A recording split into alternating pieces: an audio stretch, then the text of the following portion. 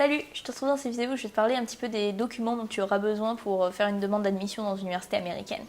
Alors je vais te parler un petit peu des documents dont tu auras besoin en général, ce que les universités demandent de façon très générale, ce que j'ai pu moi devoir envoyer ou ce que j'ai pu trouver au cours de mes recherches.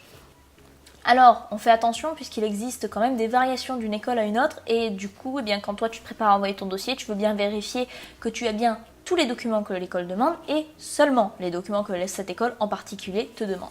Alors commençons avec la chose la plus simple qu'il y ait, c'est le dossier d'admission qui est en général un document de 1 ou 2 pages de long qui vous demande des informations très générales sur qui tu es, donc ton nom, ton prénom, ta date de naissance, ton adresse. Bref, il n'y a pas grand chose que je peux expliquer de plus sur ce document-là. Passons à ce qui est un petit peu plus intéressant. Alors, il y aura le bulletin. Alors, le bulletin scolaire, depuis la 3e, traduit en anglais. Donc, la traduction, tu peux la faire soit par un traducteur officiel, soit par ton lycée directement. Personnellement, j'ai eu mon lycée qui m'a fait les traductions directement. J'ai eu ma prof d'anglais qui m'a fait les traductions, qui m'a mis les équivalences. Et ensuite, le lycée qui me les a tamponnés et signés pour certifier que ce n'était pas moi qui avais fait les traductions, un petit peu comme ça, voilà, vous comprenez ce que je veux dire. Pourquoi est-ce que j'ai choisi ça? Tout simplement parce qu'un traducteur, ça peut être relativement cher. Et également parce que, comme je l'ai dit, ma prof d'anglais a pu mettre des équivalences parce que le système de notation français est beaucoup plus sévère que le système de notation américain. Ensuite, vous avez les résultats du TOEFL. Le TOEFL, c'est un test d'anglais dont je compte faire une vidéo plus en détail à ce sujet. C'est un test, si vous passez sur la version ordinateur, qui va de 0 à 120 points et il vous faut un minimum d'un score de 70, bien qu'un score qui s'approche plus des 80-90 vous offrira la porte de beaucoup plus d'écoles. Ensuite vient le ACT et le SAT. Alors le ACT ou le SAT, c'est quelque chose que moi je n'ai pas passé parce que si vous avez vu ma story time, je n'avais juste pas le temps de le passer, donc j'ai choisi des écoles qui ne le demandaient pas. Cependant, la majorité des écoles le demandent. Le SAT, du coup, c'est un test un petit peu général et qui est divisé en des parties donc, de maths, d'écrit et de compréhension écrite. Et le ACT est la version un petit peu plus spécifique qui, du coup, a également des maths, également une partie compréhension écrite, une partie anglais et une partie sciences. Alors vient ensuite les lettres de recommandation, donc ils ne peuvent pas être écrits par votre famille, donc pas par vos proches, mais par des personnes qui vous connaissent, donc comme vos professeurs, vos employeurs, vos collègues, votre entraîneur de sport, votre professeur de musique en dehors de l'école, ou alors tout simplement si vous êtes dans une association caritative, la personne qui est en charge le fond. Alors ces lettres, qu'est-ce qu'elles font? Elles vont permettre aux écoles de découvrir un petit peu plus en détail qui vous êtes et ce que les gens pensent de vous. Donc vient ensuite la partie essai. Certaines écoles demandent que vous écriviez un essai qui n'a rien à voir avec un essai scolaire, vraiment sur quelque chose de plus général, presque un petit peu plus philosophique, où vous allez pouvoir parler un petit peu de votre vie. Alors, qu'est-ce qu'ils peuvent vous demander? Ils peuvent vous demander de parler d'une personne que vous admirez. Pourquoi est-ce que vous admirez? Un livre que vous avez aimé. Pourquoi est-ce que vous avez aimé ce livre? Cela peut également vous poser des questions sur un moment où vous avez fait face à une difficulté dans votre vie, ou où vous avez dû faire face à un échec. Comment est-ce que vous avez géré ces situations? Un moment où est-ce que vous avez dû défendre un point de vue qui vous est cher. Attention, il y a également des écoles qui vont tout simplement vous dire vous pouvez écrire sur ce que vous voulez.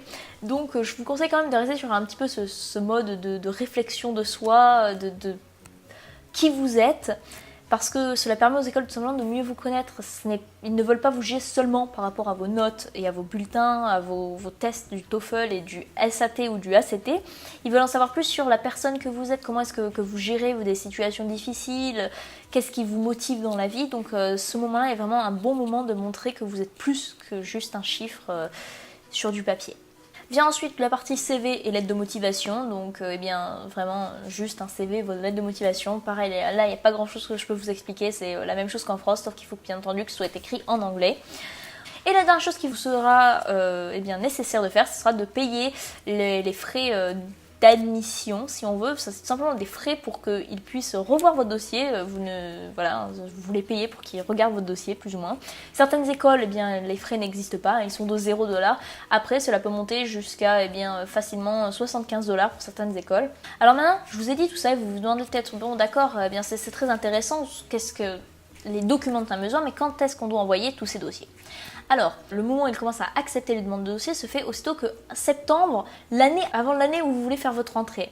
Alors, je vais vous expliquer en vous donnant un exemple très concret. J'ai passé mon bac en juin 2014, je comptais donc faire ma rentrée en septembre 2014, hein, l'année juste après mon année de terminale.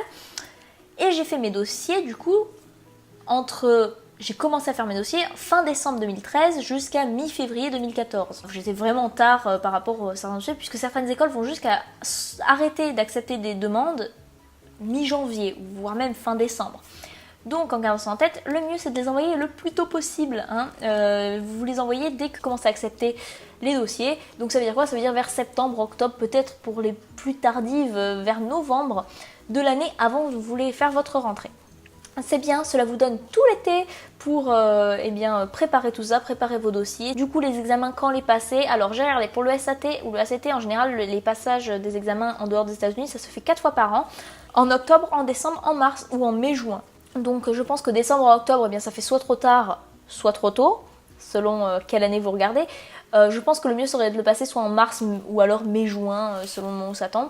Cela vous donne suffisamment de temps vous pour le préparer, suffisamment de temps pour recevoir le score, et également suffisamment de temps si jamais vous avez un raté pour pouvoir le repasser si c'est possible. Pour le TOEFL, le mieux c'est de le passer un petit peu à ce même moment. Hein. Donc le TOEFL, contrairement au reste, ça se passe quand même de façon plus régulière. De ce que j'en ai vu, il y en a à peu près tous les mois, il y a des sessions de passage à peu près tous les mois en France.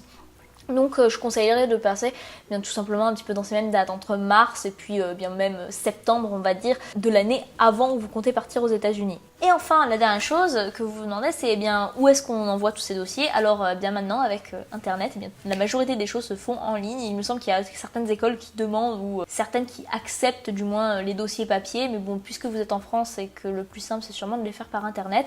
Comment est-ce que vous le faites par internet? Certaines écoles vous allez directement sur leur site, hein, si vous connaissez une école spécifique où vous voulez aller. Alors je vais donner l'exemple le plus basique qui me vient en tête. Si vous voulez aller à Harvard, vous allez directement sur leur site, vous regardez ce qu'ils demandent. Autrement, si vous ne savez pas trop dans quelle école vous allez aller, je vous conseille d'aller sur le site qui est en barre d'infos qui s'appelle The Common App, qui vous permet de rechercher les différentes écoles et en fait de garder en mémoire les informations que vous donnez à une école pour que ça se remplisse automatiquement, ce qui est très très pratique quand même, et cela vous économise du stress, du temps, et cela vous permet quand même d'avoir une meilleure vue d'ensemble des écoles auxquelles vous pouvez envoyer vos demandes, quand est-ce que la date maximum, la date limite pour envoyer votre demande, ce genre de choses. Maintenant, je crois que j'en ai assez parlé, du coup, je vous dis à bientôt pour une prochaine vidéo, et puis bye bye!